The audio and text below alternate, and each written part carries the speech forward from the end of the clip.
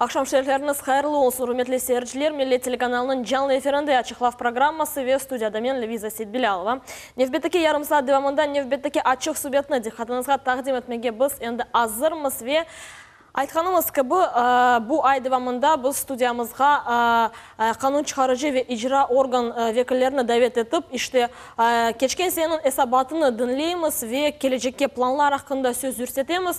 Ве бүгінде студиямыздың мұсафыры Қырымның да бір район векілі, іште үрметлі серджілер, бүгінгі программамыздың субъектдеші Эмирсали Аблялимов, судақ шер мемориеті башының муавины. Эмирсали бей, сәлем алейкум, хош келдіңіз. Алейкум. Студиямызда көрмеге сіздің мемнюнмыз. Эмирсали бей, сегодня у нас тема нашей программы – это судак. Поэтому будем сегодня говорить о прошедшем 2017-м, какая была проделана работа, какие планы на 2018 год. Ну и, как всегда, мы в прямом эфире. Поэтому у нас в студии работает телефон. Наши телезрители могут сегодня до нас дозвониться, задать интересующие их вопросы. Урметли серджилер, Эрзаман Алханны КБ, бізім студиямызда жанлы телефон чалыша. Экранларда көрген телефон номері вастасыли, невбеттікі ярым саат девамында телефон ача білерсіз. Егер де мевзумыз бойынша суалеріңіз, мұрачатларыңыз олса, мұтлақа сеслендіре білесіңіз. Сіз де бізім субъектіміздің иштиракчысы ола білесіңіз. Бұл себептен фұрсатны қачырмаңыз. Телефон ачыңыз ве біз сізні беклейміз. Эмирсали бей, 2017 год позади, сейчас уже, конечно, строим планы на 2018 год, уже и идет работа в разгаре, но все-таки как прошел прошлый год, чем был ознаменован для судакчан? 2017 год мы в целом характеризуем, как он прошел очень успешно. Нами была проведена определенная работа, большая работа по развитию, социально-экономическому развитию городского округа Судак. Наиболее важными моментами, результатами, что ли, работы, я бы отметил два момента. Первое, мы закончили разработку генерального плана развития городского округа Судак и разработку стратегии социально-экономического развития городского округа до 2030 года. Это действительно основополагающие документы, по которым мы дальше будем жить.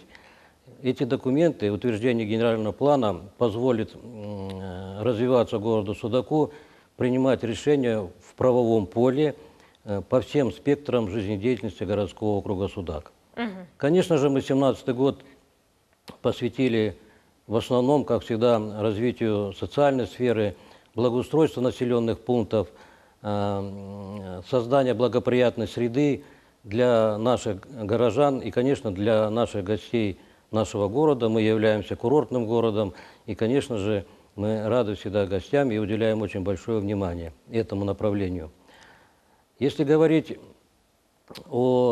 отдельно по отраслям, какие мы сделали капитальные вложения, все перечислять, наверное, не хватит эфирного времени. Я бы хотел выделить несколько моментов, таких крупных проектов, которые нам удалось реализовать. В январе 2017 года мы ввели в эксплуатацию очень важную дорогу, улицу Коммунальную. Это капитальное вложение порядка 100 миллионов. Это очень важный объект. Это вот и есть для создания комфортной среды для наших горожан. Другой проект, капитально отремонтировали очень важную дорогу Судак-Новый Свет. Это является тоже такой для нашей инфраструктуры очень важным.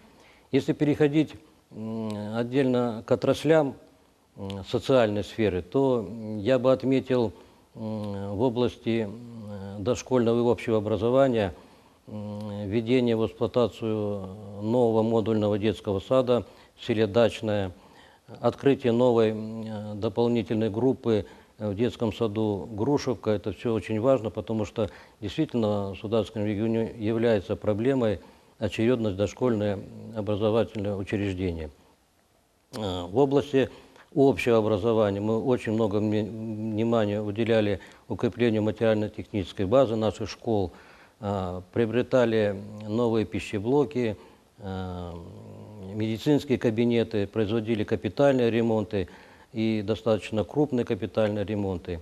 Если брать сферу развития физической культуры и спорта, я бы отметил строительство модульного спорткомплекса в квартале Яны-Мале Этот проект был реализован непосредственно под патронатом депутата Государственной Думы Бальбека Руслана Исмаиловича.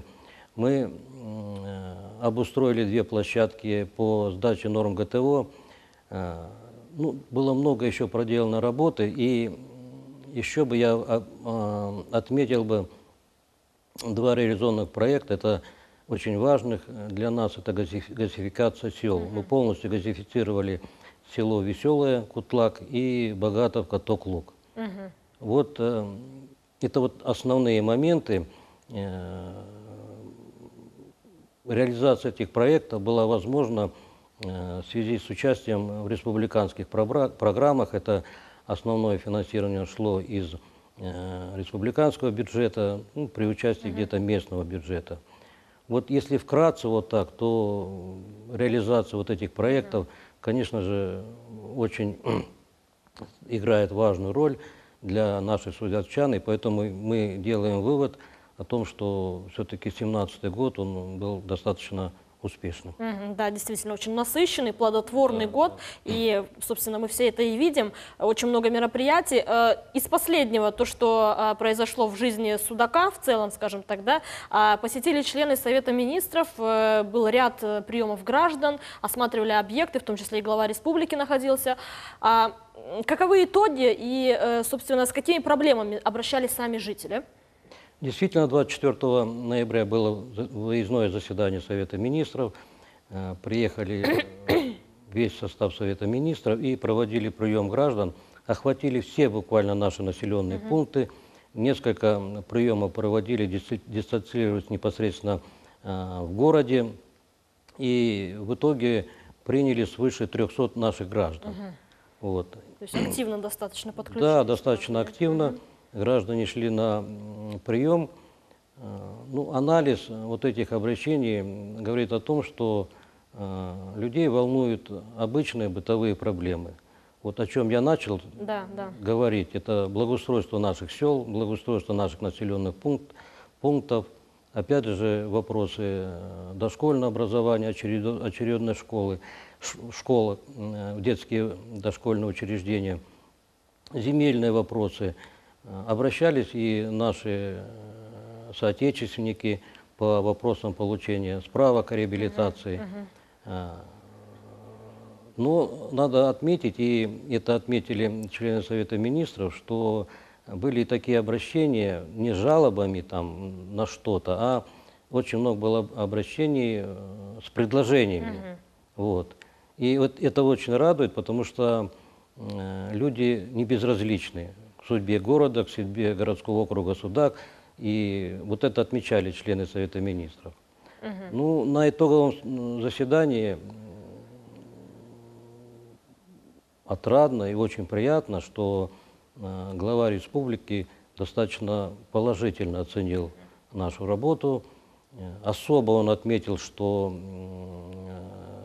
ни одной жалобы не поступило по работе наших перевозчиков, касающихся вопросов бесплатной перевозки льготной категории граждан, ни одного обращения не было. Болезненный вопрос. Да, и очень болезненный вопрос по работе муниципальных управляющих предприятий. Так вот, по нашим муниципальным управляющим предприятиям тоже ни одного обращения, ни одной жалобы не поступило. В целом оценка была дана положительная, и мы этому очень рады, но, конечно, это не дает основания успокаиваться. Есть проблемы, и проблем очень много, поэтому мы настроены дальше плодотворно работать в этом направлении. Эмир Салибиев, ну, наряду с другими направлениями вы также курируете и сферу межнациональных отношений, будучи замглавы администрации. Расскажите, вот в прошлом году на обустройство реабилитированных граждан сколько было выделено средств? По обустройству реабилитированных граждан мы работали по 2 программам. В первую очередь мы работали по республиканской программе «Республика Крым. Территория межнационального согласия». По этой программе мы работали в 2 направлениях.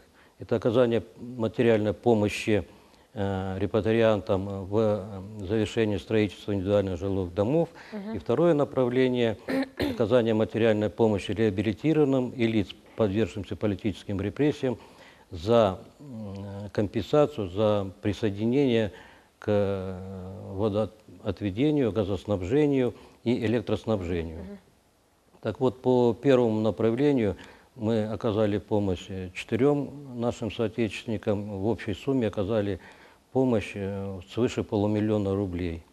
И по направлению по компенсации за подсоединение, как раз вот мы газифицировали села и оказываем помощь, компенсации 50%, как то предусмотрено нормативно-правовыми актами. По нашей муниципальной программе, у нас есть программа муниципальная, принято развитие сферы культуры и межнациональных отношений. В прошлом году было выделено 212 тысяч рублей. Они были использованы на подвоз воды в места компактного проживания депортированных, где нет водоснабжения. И часть средств были использованы на проведение различных культурных, праздничных мероприятий. В основном это Ороза-Байрам, Курбан-Байрам и развитие большей сферы культуры наших коллективов. Вот. Вот о местах компактного проживания вы начали говорить. А сколько в Судаке таких массивов насчитывается? Ну и, собственно, как обстоят дела с инфраструктурой в этих местах? Ну, по всему городскому округу у нас 16 мест компактного проживания. Конечно, проблемы по обустройству есть, но везде все места компактного проживания обеспечены 100% электричеством и водоснабжением. Есть часть небольших мест компактного проживания, где пока еще нет водоснабжения, но мы вот осуществляем подвоз воды. Основная проблема по местам компактного проживания – это дороги. Да. Дороги. Это проблема очень большая, и мы все понимаем, что это очень дорогостоящие проекты строительства дорог. Ну,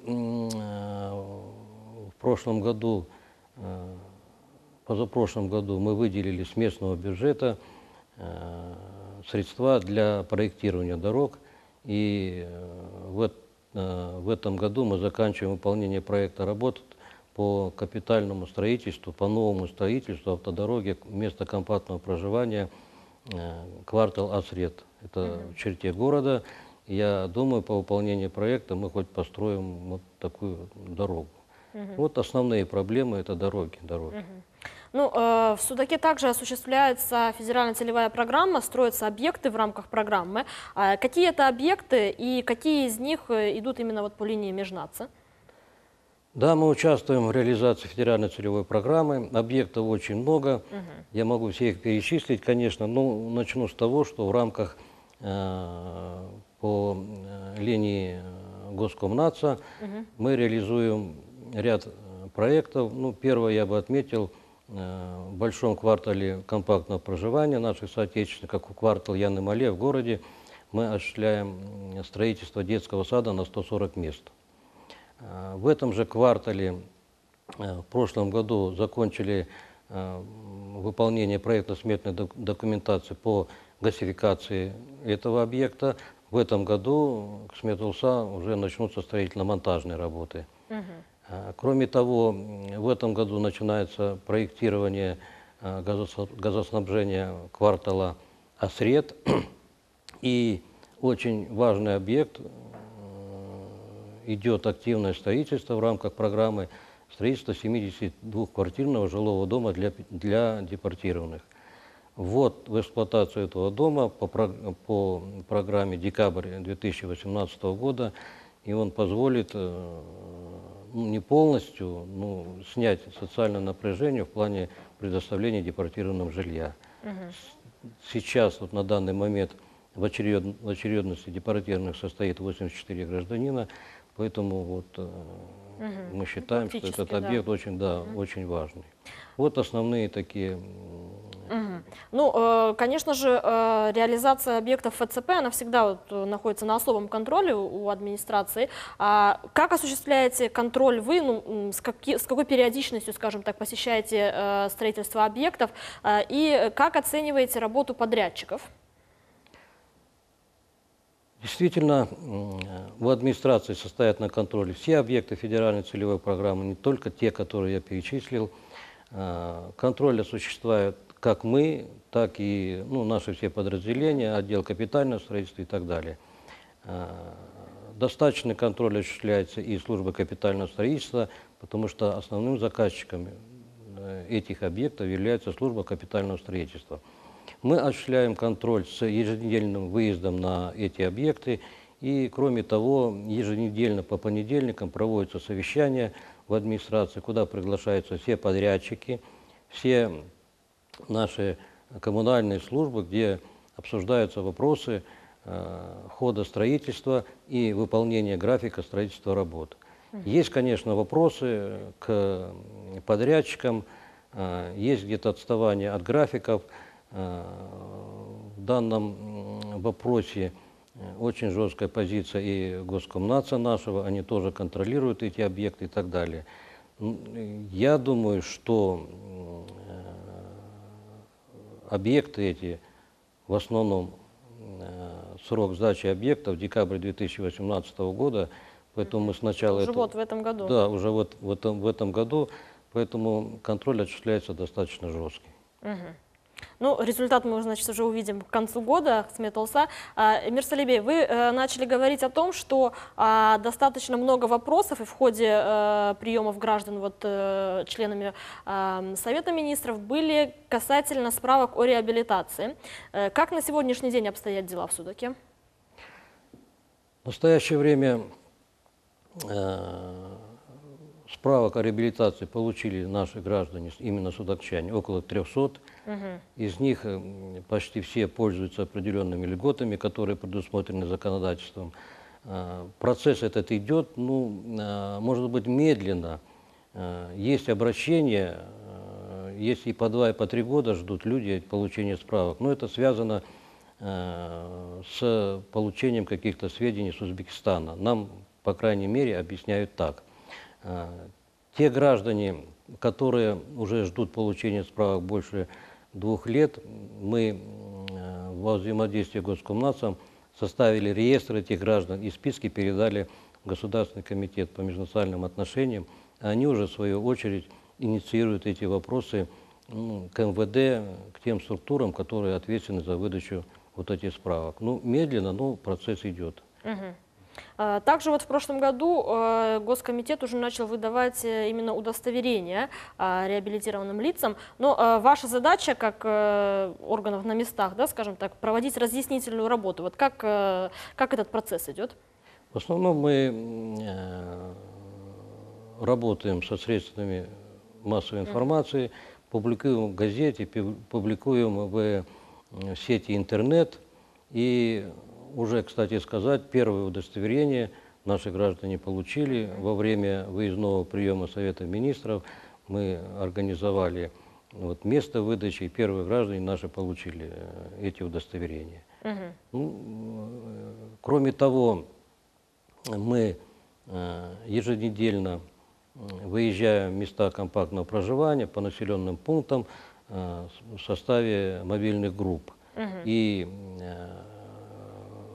с выездом мобильной группы, затрагивая много вопросов, которые волнуют людей, в том числе мы и рассказываем, где и как возможно получить вот эти удостоверения реабилитированных. Да, кстати, как проявили себя эти мобильные группы, насколько сами жители активно подключаются к работе группы и, в общем, как им такая форма взаимодействия? Мобильные группы, они проявили еще, когда впервые создали такую форму работы, да, во время блокаута. И я считаю, что это очень важная форма работы, потому что мы мобильной группой выезжаем и в села, и доносим всю информацию, что делается, и изучаем те проблемные вопросы, с которыми обращаются граждане. Анализ этих выездов говорит о том, что, к сожалению, не очень информированы наши соотечественники о том, что делают, о том, что происходит. Многие действительно с удивлением узнают, что есть определенные льготы, очень много предусмотрено законодательством, нормативно-правовыми актами льгот реабилитированным, репатриантам. И вообще многие с удивлением смотрят, когда я рассказываю вообще о социально-экономическом развитии городского округа Судак. Поступает очень много вопросов, и результативность этих мобильных групп очень важна. И я думаю, эту работу надо продолжать. А как насчет территориальных органов самоуправления, ТОСы так называемые? Есть ли место им в Судаке? К сожалению, пока ни одного ТОСа не создано. Люди еще думают, рассуждают. Мы рассказываем, что это такое территориальный орган самоуправления. Это на законодательном уровне достаточно эффективная форма работы. Единственное, пока людей волнует, да, соглашаются и так далее, но людей волнует вот эта система учета, система отчетности, система вот этой регистрации, потому что работать надо в правовой форме. Хотя очень заинтересованы, ведь территориальные органы самоуправления, юридически зарегистрированные, мы можем их финансировать. И сообща реализовывать какие-то проекты. Но без этого тоже невозможно. Ну а где есть финансирование, тем более финансирование бюджетное, естественно, оно требует каких-то определенных отчетов и так далее. Вот это людей пока настораживает. Я думаю, к этой работе, больше ТОСами, когда беседуешь, заинтересованы люди чуть-чуть старшего поколения. А молодежь пока остается как-то Может быть, пока не понимает? Да, не очень активная. Поэтому, мое мнение, больше надо к этой работе привлечь молодежь. В этом направлении мы работаем, в том числе и при выездах мобильных групп мы стараемся детально разъяснить, что такое ТОС, и приглашаем все-таки граждан участвовать создавать и участвовать в реализации проектов территориальных органов самоуправления. И самое важное, что я могу сказать, что я говорил выше, что проблема дорог, проблема улиц. Как раз через ТОСы можно решать этот вопрос. То, что он может создаться, одна улица, может создать ТОС. И можно при создании ТОС, улица, местная власть, местный бюджет и участие этого ТОСа строить, хотя бы благоустраивать эти улицы даже, как пример. Поэтому мы в этом направлении будем работать, и я думаю, в ближайшее время все-таки люди поймут и начнут участвовать в территориальных органах самоуправления.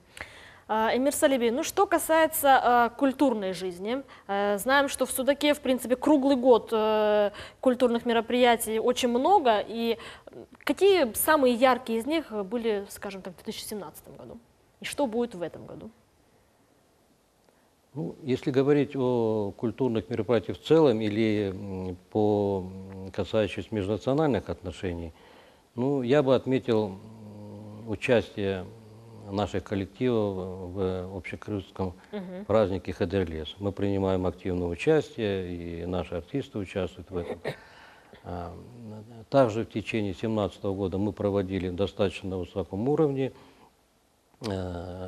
наши праздники Ураза Байрам, Курбан Байрам. Достаточно мы выделяли финансирование на эти мероприятия, даже через конкурсы, и проводили на набережной города Судака с установкой сцены и так далее. Приглашали коллективы, нашу филармонию нашу приглашали. Такие замечательные праздники провели на высоком уровне. Тем более, что у нас активно действуют, работают любительские ансамбли, наверное, наслышаны. Это ансамбль Мелевше, ансамбль Сувдане, достаточно на высоком уровне. И в этом плане Судак отличается в развитии этой культуры. Да, колоритом. Так. Эмир Салиби, у нас, к сожалению, эфирное время ограничено. Очень быстро пролетел наш эфир. Сізге чок сағылыңыз, что сегодня посетили нашу студию. Сағылыңыз за интересную беседу. Хсмет болса, бу мейданда да корышырық, ишлеріңізде Аллах олай кетарсын. Сағылыңыз. Бөлелікнен ачықлав программасы сонына келе, мен сихатырлатам, бүгін студиямыздың мұсафыры Судак шәр мемориеті башының muavini Эмирсали Аблялимов олды. Келечек эфирлерге қадар көрішмек үзірем, салықне қалыңыз.